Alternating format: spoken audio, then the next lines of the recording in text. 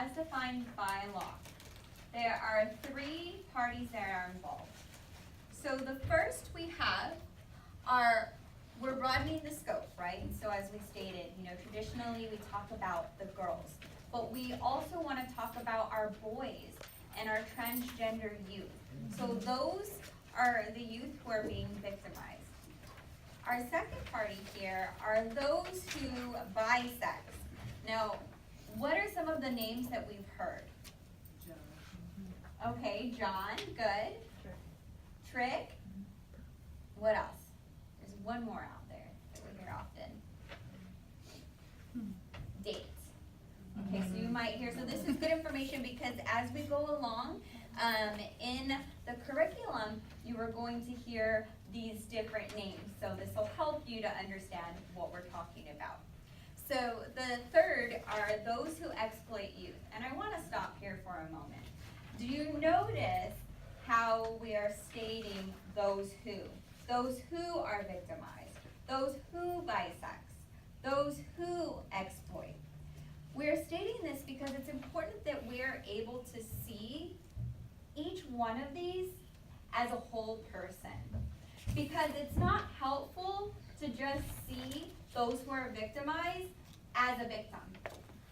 We get to see them as a holistic person, right? So they're not just a victim, they're a survivor. They're not just a survivor, they're a child. They're not just a child, they're a child who loves soccer, they're a child who loves art, they're a child who is great at math, right? It's important for us to be able to see them that way, in as much as it is for those who bisex and those who exploit youth, because it's not helpful for us to see those who exploit as just this one-dimensional evil monster, because in the life, this isn't how the youth are viewing those who exploit them.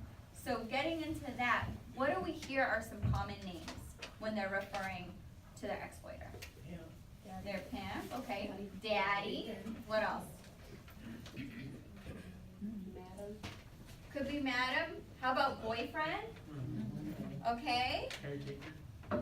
Caretaker. And when we think about these names, for instance, daddy, boyfriend, traditionally with these names, it's kind of, you think of someone who cares for you, right? Someone who's taking care of you in some way.